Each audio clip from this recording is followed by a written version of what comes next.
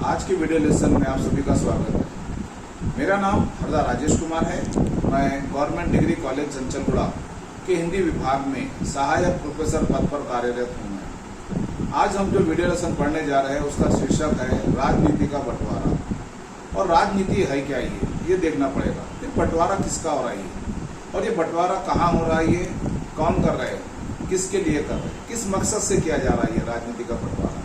और जो राजनीति का जो बंटवारा है जो हमारे द्वितीय सेमेस्टर के अंतर्गत गद्य दर्पण पुस्तक में संकलित है। और इस लेख के जो लेखक है व्यंग्यकार, उनका नाम है हरिशंकर परसाई।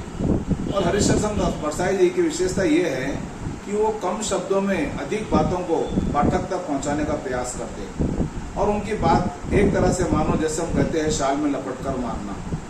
और बातें ही बातों में कुछ ऐसे शब्दों का वहाँ पर चयन करते हैं जिससे कि पाठक सोचने में मजबूर हो जाता है कि भाई ये क्या सच है या कहीं इसमें कुछ व्यंग छिपा हुआ है। और व्यंग के माध्यम से जो है ये जो कुछ बातें जो खुलकर नहीं आती है सामने हमारे, उन बातों को भी बहुत ही सरल, सुबोध और सुगम्य भाषा के माध्यम से खोलने का प्रयास करते हैं। और कहीं कहीं इनकी जो शैली होती है ये कहीं प्रश्नोत्तरी शैली में होती है, कभी इंटरव्यू शैली में होती है, तो कहीं जो है पाठकों के मतलब जो पात्र होते हैं ये पात्रों के बीच में ये ऐसा रूप बना दिया जाता है या ऐसी संकल्पना की जाती है या कुछ ऐसा संवाद जोड़ दिया जाता है कि जैसे हमको लगता है कि हमारे सामने जो पात्र है वो हमारे सामने बातचीत कर रही है। अर्थात जो व्यंग जो संबंधी लेख है ये, इसके लेखक हरिशंकर परसाई के व्यक्तिगत जीवन के बारे में हम जब जानने की कोशिश करते हैं तो जरूरी हो जाता है कि भाई उनका व्यक्तित्व और कृतित्व भी किस प्रकार से उन्होंने अपने आप को बनाया है। क्योंकि हर रचना के पीछे जो है ये उस साहित्यकार की अनुभूति होती है, उसका अपना चिंतन होता है, उसका अपना ज्ञान होता है, उसका अपना परिवेश होता है ये, और वो किस हालात में, किस परिवेश में, कब कहाँ पर उसको उसका सामना करना पड़ता ये जब जाकर के उससे रूबरू हो जाता है ये। और जब वो रूबरू होता है तो कुछ घटनाएं ऐसी होती है उसके मानस पटल पर अंकित हो जाती है ये। और जो साहित्यकार होता है वो अपने साहित्य की प्रतिभा के माध्यम से वही बात को पाठक तक पहुंचाने का सफल प्रयास करता है। और अक्सर हम देखते हैं कि जो साहित्यकार होता है वो समाज से जुड़ा हुआ होता है, ये समाज की परंपरा से जुड़ा रहता है, ये रीति रिवाज से जुड़ा रहता है, ये आचार विचार से जुड़ा रहता है ये।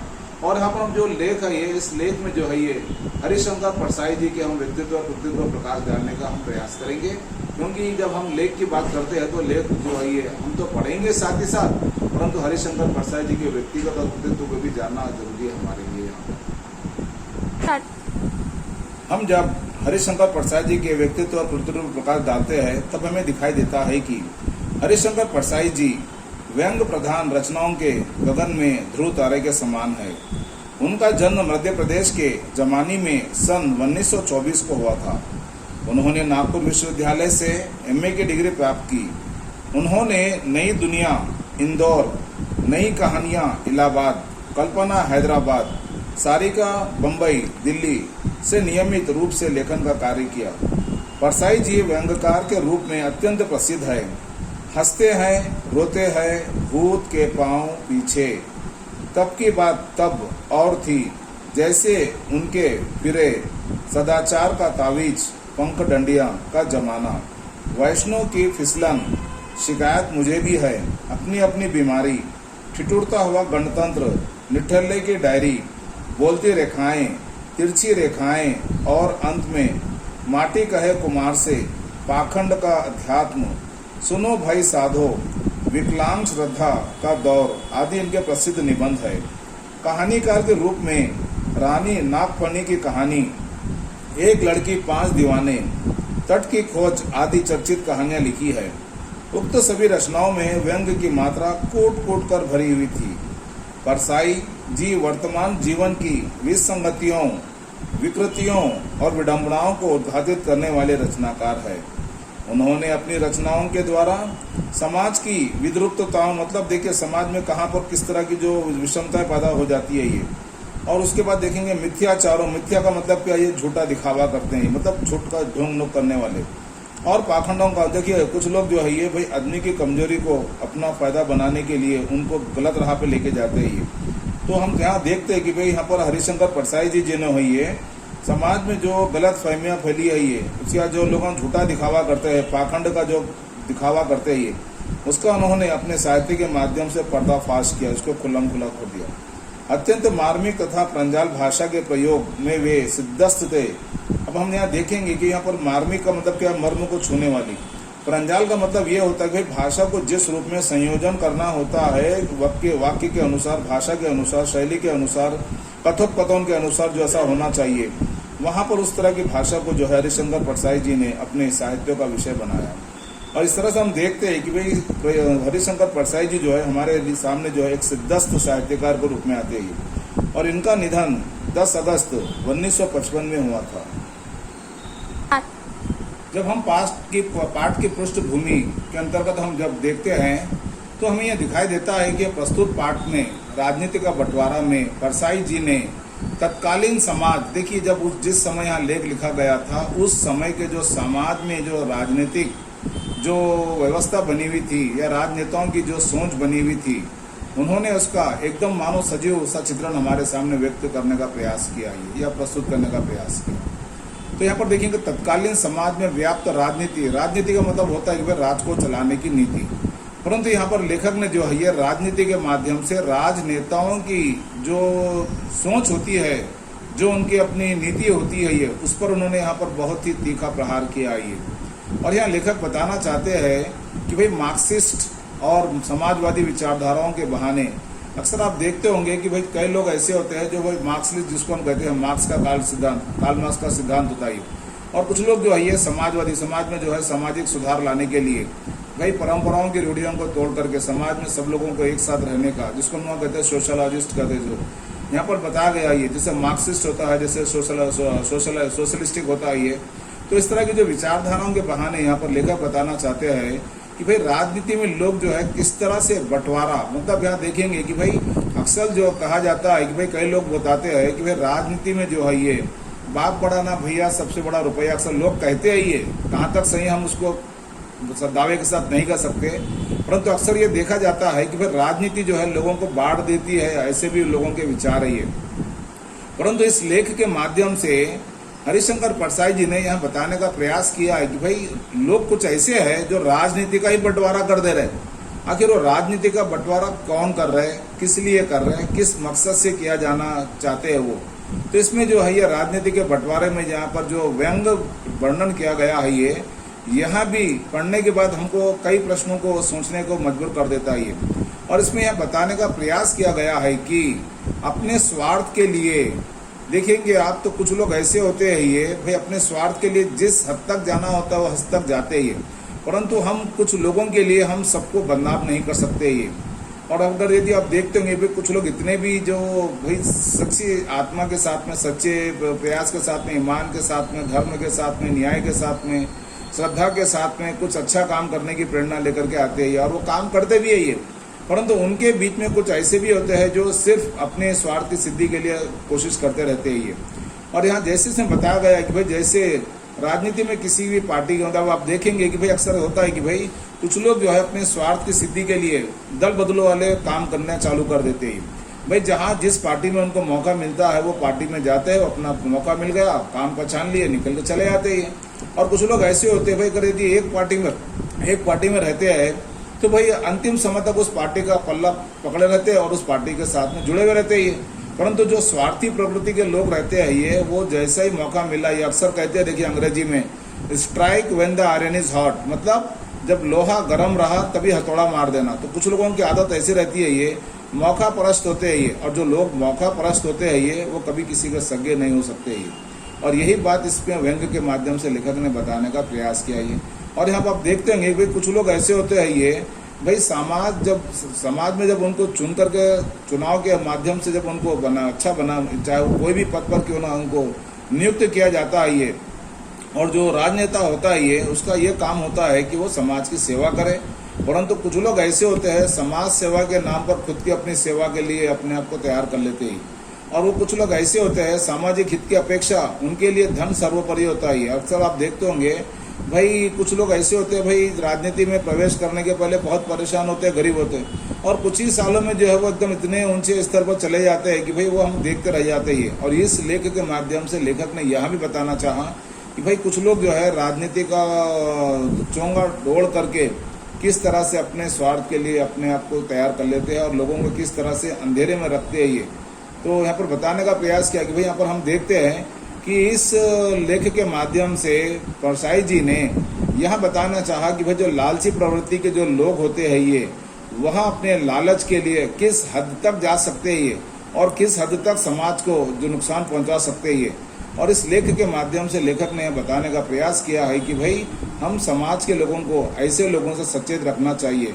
और इसी बात को बताने का यहाँ पर इस पृष्ठभूमि के अंतर्गत लेखक ने इसका प्रयास किया ये, और हो सकता है यही उनका उद्देश्य हो सकता है और ये हम सबके लिए ज़रूरी होता है।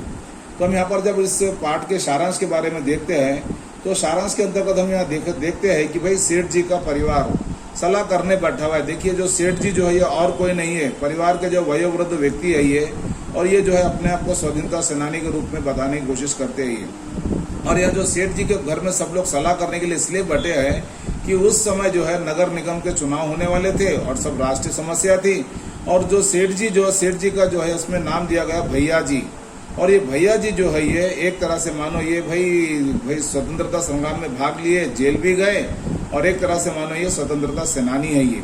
तो भाई ये स्वतंत्रता सेनानी होने के नाते जो है इनके परिवार के लोगों ने जो है कई एजेंसियां, कई स्टॉक, कई ऐसे भाई धन अर्जन करने के जो है ऐसे माध्यमों को उन्होंने अपना लिया था, बना लिया था, जिससे कि उनको लगा कि भाई अगर नगर निगम में जो है कांग्रेस की सरकार है तो कांग्रेस की सरकार है तो किसी तरह से उनका सांठ-गांठ चल जाएगा और अपना काम निकाल लेंगे।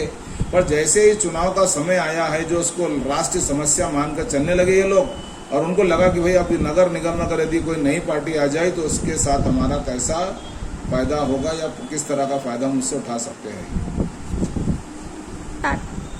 और सब लोगों की समस्या ये थी कि नगर निगम के चुनाव होने वाले थे और समस्या यहाँ थी कि किस पार्टी के हाथ में निगम जाता है। निगम जाने का मतलब ये है कि भाई जहाँ पर जो नगर निगम है ये, उस नगर निगम के अंतर्गत जो भी ये भैया जी के परिवार वाले जो काम करते थे वो सब अपने आप को देशभक्त के रूप में बताते थे। और यहाँ बताया गया है कि सेठ जी का परिवार कई करोड़ वाला है, मतलब देखिए भाई कई करोड़ रुपए का कारोबार है ये, और ये सब लोग अपने आप को देशभक्त बताते हैं ये। और परिवार के वयोवृद्ध भैया जी 5 साल स्वतंत्रता संग्राम में जेल में गए थे। आप देखेंगे भाई बेचारे जो भी अपने स्वतंत्रता संग्राम के समय जेल में गए वो आज भी उनकी हमारे समाज में बड़ी इज्जत होती है। और स्वतंत्रता सेनानी के नाम पर, और आप देखेंगे कि भाई जो स्वाधीनता या स्वतंत्रता सेनानी के नाम पर उन्होंने अपने परिवार के लिए कई एजेंसियां ले रखी थी और कई चीज़ों के स्टॉकिस्ट है। इस कारण देशभक्ति और बढ़ गई। और अब हम देखते कि यहाँ पर लेखक कहते हैं भाई देशभक्ति बढ़ गई, मतलब देशभक्ति के साथ में जो है और क्या क्या इनके साथ में काम जुड़ गए, ये देखने वाली बात है। राष्ट्र प्रेम में कमी नहीं हुई, मतलब ये देखिए उनके परिवार के जो लोग हैं उनके परिवार के लोगों के बीच में राष्ट्र का प्रेम कभी कम नहीं हुआ, ये बात सही है। पर उनका भी नियम रहा है कि भाई देश प्रेम तो है ये, पर बिजनेस की भी नैतिकता इस प्रकार थी कि मतलब देखेंगे जो बिजनेस है ये, जो कारोबार करते थे, जो व्यापार करते थे, उसके अंतर्गत इन्होंने जो है ये भाई किस तरह के काम भी अपना कर रख लिए थे लोगों ने। तो जिस प्रकार के जो थे वो जैसे चुंगी चोरी करना, स्टॉक दबाना, मुनाफाखोरी करना, ब्लैक से देश का माल बेचना। अब आप देखेंगे कि भाई नाम बड़े दर्शन छोटे वाली बात दिखती है। यहाँ पर लेखक यही बताना चाहते हैं हरिशंकर परसाई जी, भाई लोग दिखते एक है, ये करते एक है और एक बताने की कोशिश करते ही। तो इस तरह से हम देखते हैं कि यहाँ पर भैया जी ने बलिदान मंदिर देखेंगे भाई देश की आज़ादी के लिए कई लोग यहाँ पर अपने प्राणों को निछावर कर दिए, और उनके निछावर को ध्यान में रख करके भैया जी जैसे लोग जो है ये कई लोगों से चंदा लेते हैं और चंदा लेकर के यहाँ पर क्या करते हैं वो शहीद मंदिर बनवाते ही, परंतु वो मंदिर तो बन भी जाता ही है और चंदा उससे ज़्यादा हो जाता ही है। और कुछ लोगों को लगा कि बोले भैया जी आपने जो है ये पैसा ज़रूरत से ज़्यादा लिया, परंतु आपने जो शहीदों के नाम पर जो मंदिर बनाया है वो मंदिर तो कम पैसों में बन गई। तो भैया जी कहने लगे देखो वो भी देश के लिए काम करे, मैं भी देश के लिए काम करा। जब वो देश के लिए काम करते हैं तो भाई हमारा ज़रूरी हो जाता है भाई हर काम में कुछ ना कुछ कमीशन तो मिलती है ये। और जब वो बेचारे है तो नहीं, परंतु उनके जगह पर मैं हूँ और थोड़ा बहुत अगर यदि मैं खा लेता तो मेरा क्या जाता, आपका क्या जाता ये।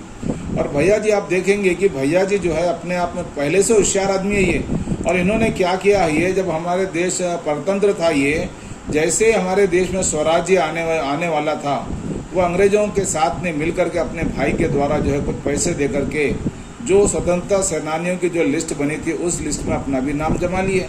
और आप देखेंगे कि भैया जी इतने चतुर थे कि पार्टी शासन में रहती है, देखेंगे भाई जो पार्टी शासन में रहती है वो उसके सदस्य बन जाते हैं, उसका समर्थन करते हैं, और जो है इस तरह से अपने जो काम होते हैं वो काम को आसानी से निकाल लेते हैं। और परिवार जो है इस तरह से हम देखते हैं कि राष्ट्रीय समस्या पर विचार कर रहा था, किस पार्टी का नगर निगम पर बनेगा, चुंगी की चोरी कैसे होगी, ये सब समस्या बनी हुई है, ये क्या आखिर होगा तो क्या होगा, कैसे होगा ये।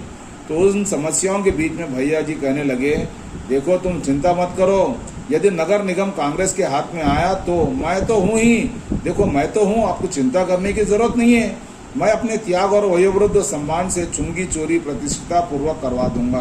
अरे भाई यहाँ पर अक्सर आप देखते हैं कि भाई स्वतंत्रता सेनानी जो होता है ये हम सब लोग है उसके हम आदर करते हैं ये, परंतु भैया जी के जैसे जो विचार है कहते हैं कि भाई आप चिंता मत करो, मैं जो हूँ ये अपने त्याग और सम्मान से जो है चुंगी चोरी भी ऐसे करवाऊंगा जिसमें हमारी इज्जत भी बने रहे और हमारे नाम पर कोई बट्टा ना लगे।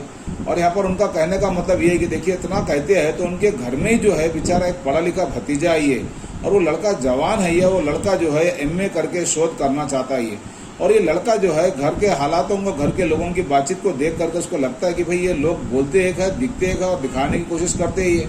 और ये लड़का जो है ये कहने लगता है कि भाई अपने काका जी से कहता है ये भैया जी से कि भाई मुझे पता चला है कि भाई आप भी जेल गए थे वहाँ पर को, और आपको A क्लास में रहने का मौका मिला, परंतु कुछ लोग ऐसे जो स्वाधीनता के लिए गए परंतु उनको C क्लास मिली, पर A क्लास वालों के तो मजे रहे वहाँ पर को। और मुझे ये पता चला है कि वहाँ पर कुछ लोग जेल में रहकर भी कुछ लिखने लगे।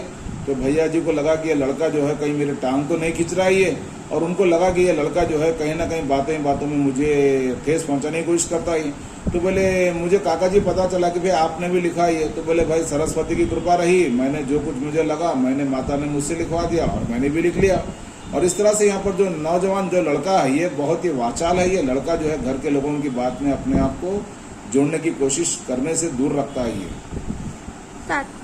और हम देख रहे थे यहाँ जो भतीजा जो है ये अपने काका जी से कहता है कि भाई तुमने भी लिखवाया, तो काका जी कहते हैं कि देखो बेटा जेल में रहना ही कारागार निवास स्वयं ही काव्य है ये, भाई जेल में रहना ही जो है सबसे बड़ा काव्य का रूप हमारे सामने बनता है ये। और यह भतीजा जो है एक तरह से मानव विद्रोही माना जाता था परिवार के लोगों के लिए। और लड़का कहता था मैं इन धन और प्रतिष्ठा के मलबे के नीचे दबकर नहीं मरूंगा। घर के लोग जो सोचते अलग और ये लड़के की सोच अलग है। और लड़का तो ये मानता है कि भाई मैं पढ़ लिख करके आगे बढ़ूंगा, तुम्हारे जैसे जो काम है उसमें मैं तुम्हारा सहयोग नहीं दूंगा। और यहाँ लड़का कहता है कि भाई जेल में अपने आप नहीं लिया, मतलब यहाँ पर लड़का कहता है कि भाई मुझे पता चला कि भाई आपने जो कुछ लिखा है वो किसी और से लिखवाया ये। और जैसे वो कहता है भैया जी लाल पीले हो गए, मतलब गुस्से में आ गए, और अपने भाई से छोटे भाई से कहते हैं अरे तुम्हारा लड़का नक्सलवादी हो गया, क्योंकि जो नक्सलवादी लोग होते हैं वो बड़े बुजुर्गों के साथ ऐसी बदतमीजी से बात करते हैं ये। और यहाँ पर तीसरा भाई ने कहा कि भाई जी पर यदि राष्ट्रीय समस्या तो छूटी जा रही, अरे देखो हम जिस समस्या के समाधान के लिए बैठे वो समस्या छूट गई और तुम जो है इस बच्चे की बातों में आ जा रहे हैं। अरे भाई चुंगी चोरी कैसे होगी, ये समस्या हमारी सबसे बड़ी है ये, और इसका निदान कैसे होगा। तो अभी तो हम निगम की सीमा के बाहर अब बताता, देखिए यहाँ पर भाई तीसरा भाई क्या कहता है, देखिए आप यहाँ पर ये भी किस तरह के काम से जुड़ा हुआ है ये। अरे भाई अभी तो हम निगम की सीमा के बाहर डिपो बनाए, देखेंगे कि भाई जो नगर के जो निगम है ये निगम की जो सीमा है मतलब बॉर्डर है उसके पास इन्होंने डिपो बनवा लिया, और वहाँ से जो बाहर का माल इस निगम के अंदर बाहर का माल अंदर, अंदर का बाहर करने लगते हैं। और जो काम करते हैं ये रात के समय चोरी से स्टॉक ले आना करते हैं। क्यों कि वहाँ पर जो चौकीदार होते हैं उनको खिला पिला देते हैं। और भैया जी कहते हैं देखो ये रात के काम गलत होते हैं, ये गांधी जी ने कहा है कि जो भी काम करो सही करो और ईमानदारी के सच्चाई के साथ करो। तो यहाँ भैया जी एक तरह से भाई गांधी जी की विचारधारा का समर्थन भी करते और एक तरह से हमारे सामने यह बताते हैं कि भाई गांधी जी ने सत्य पर जोर दिया था ये। और यहाँ मार कहते हैं कि भाई रात के समय चोरी छिपे काम करना ठीक नहीं है, अगर यदि कुछ करना भी है तुम्हें तो सत्य के मार्ग पर दिन में काम करने के लिए अपने आप को तैयार कर लो। और यही समस्या के विचार विमर्श के अंतर्गत बड़े भतीजे ने कहा कि यदि नगर निगम पर जंग संघ का कब्जा हो जाए तो, जंग संघ मतलब क्या, ये एक राजनीतिक पार्टी है ये, अगर यदि इसका कब्जा हो जाए तो क्या किया जाएगा। तो भैया जी कहने लगे जंग संघ से मेरी अच्छी पड़ जाती है, मतलब जंग संघ वाले जो पार्टी के लोग हैं उनसे मेरी अच्छी जमती है ये, क्योंकि वे भी गौ भक्त है, मतलब देखिए वो भी गौ माता को पूजा करते हैं, मैं भी गौ माता की पूजा करता हूँ, वे भी हिंदी प्रेमी है, मैं भी हिंदी प्रेमी हूँ, वे भी राष्ट्रीय है, मैं भी राष्ट्रीय हूँ। मतलब देखेंगे कि भाई जहाँ जिस पार्टी में जैसा मौका मिलता है भैया जी अपने आप को उनसे के साथ जोड़ना रखते हैं। और यहाँ पर देखेंगे कि जो लड़का जो है ये वाचाल युवक, यहाँ पर देखेंगे कि जो नवयुवक लड़का है जो एमए कर रहा है, वो लड़का कहता है अगर यदि कम्युनिस्ट का नगर निगम पर कब्जा हो जाए तो प्रश्न करता है ये। भैया जी देखिए कितना एकदम किस तरह के शब्दों का प्रयोग कर रहे हैं, भाई नहीं करना चाहिए। तो यहाँ भैया जी कहते हैं गद्दार साले हरामजादों को देख लूंगा। देखेंगे भाई तुम इतने स्वतंत्रता सेनानी हैं और ऐसे अपशब्दों का प्रयोग करते हैं तो ये गलत बात है। ये तो गद्दार साले हरामजादों को देख लूंगा, सबको जेल भेज दूंगा। हम लोग तो अपने विरोधी की माँ बहन पर भी उतर आ सकते हैं। बताना चाहते हैं कि राजनीति में हम सर देखते हैं कि भाई कुछ लोग ऐसे होते हैं कि अपनी जबान पर काबू नहीं रख करके वो कहाँ से किस तरह से बात करते हैं ये। और वो उसका भी इस व्यंग्य के माध्यम से हरिशंकर प्रसाद जी ने बताने का प्रयास किया कि भाई अक्सर हम देखते हैं भाई कुछ राजनेता जो है ये अपनी जबान से बेलगाम हो जाने के बाद वो कहाँ कैसी बातें कर देते हैं। और इसलिए भैया जी गुस्से में आके कहते हैं कि भाई ये कम्युनिस्ट, अरे भैया तो देशद्रोही है, इनके साथ क्या बात करना है इनको। और यहाँ पर वो बात चलते रहती है। फिर वहाँ से एक भाई कहता है फिर पलट के, यदि सोशलिस्ट पार्टी का कब्जा हो जाए नगर निगम पर तो क्या होगा। फिर भैया जी कहते हैं कि अरे ये समाजवादी हुल्लड़ करते हैं यार, अरे ये खाली चिगम पुकारा करते हैं, ये हंगामा करते हैं ये। अरे अगर समाजवादी पार्टी के लोग अगर यदि नगर निगम में आ जाए या उनके कब्जे में आ जाए तो मैं निगम को ही भंग करवा दूंगा मैं। तो आप देखेंगे कि भाई किस तरह के प्रश्नों का किस तरह का समाधान दिया जा रहा है ये।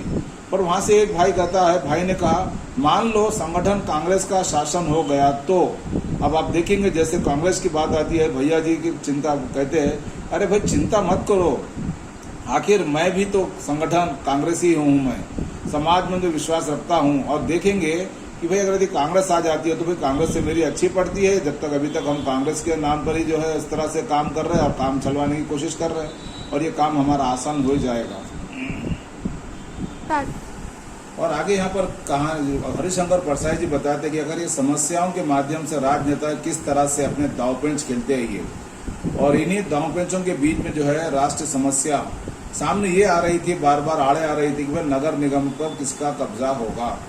और जहाँ पर जो भैया जी जो है ये वयोवृद्ध देशभक्त, उन्होंने कहा कि भाई सब लोग शांत हो जाओ, मुझे आंखें बंद करके विचार करने दो कि आखिर क्या किया जाए। और वह कुछ समय के लिए जो है चिंतन में लग गए।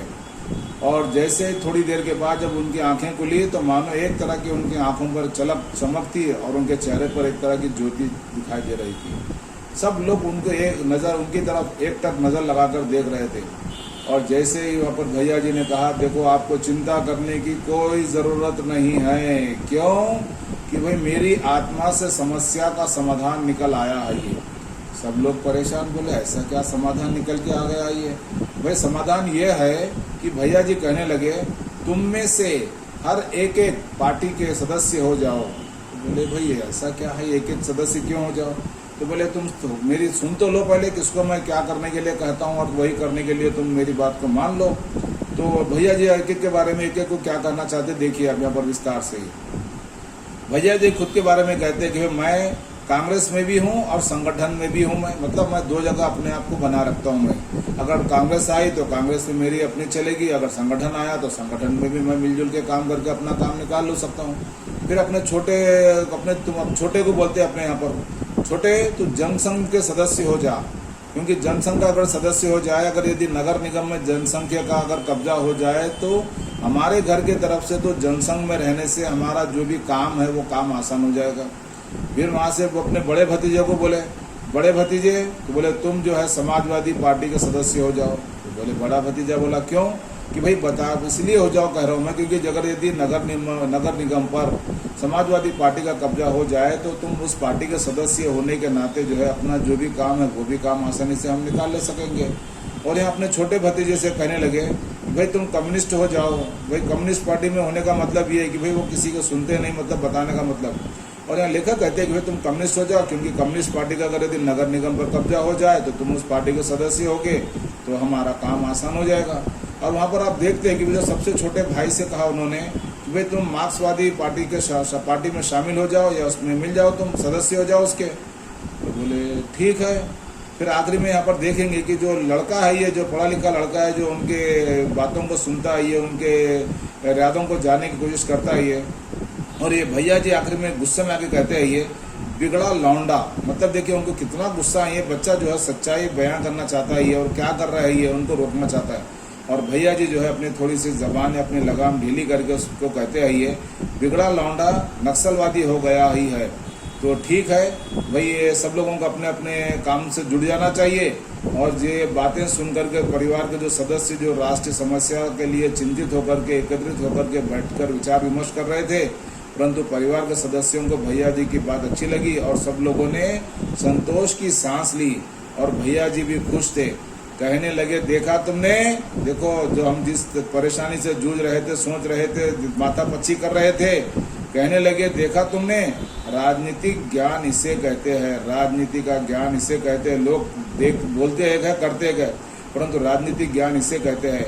अब अपने घर में सब पार्टियां हो गई, मतलब अब हम सब पार्टियों को अपने घर में डाली है, सब पार्टियां हमारी हो गई, सब पार्टियों में हमारे सदस्य रहेंगे, और नगर निगम पर जो भी पार्टी का कब्जा होगा वो पार्टियों में हमारी पार्टी के अपने घर के भी सदस्य रहेंगे ये।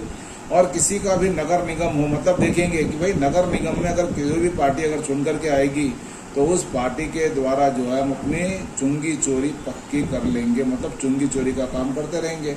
और इस तरह से हमने सारी पार्टियों को अपनी तिजोरी में बंद कर लिया है ये। और इस तरह के विचार विमर्श के माध्यम से हरिशंकर परसाई जी मानो एक तरह से राजनीतिक के अंतर्गत जो है कुछ राजनेता जो है खोखलेपन की विचारधारा को लेकर चलते हैं, ये समाज सेवा के नाम पर खुद अपनी सेवा और अपने घर के खजाने भरने की कोशिश करते हैं। उनकी उन्होंने यहाँ पर पोल खोलने की कोशिश की, और इस कोशिश के माध्यम से समाज के लोगों को भी सचेत किया कि भाई ऐसे लोगों से हमें बचना चाहिए, और अपने कर्तव्य का पालन करते हुए समाज सेवा के लिए अपने आप को तैयार रहने चाहिए।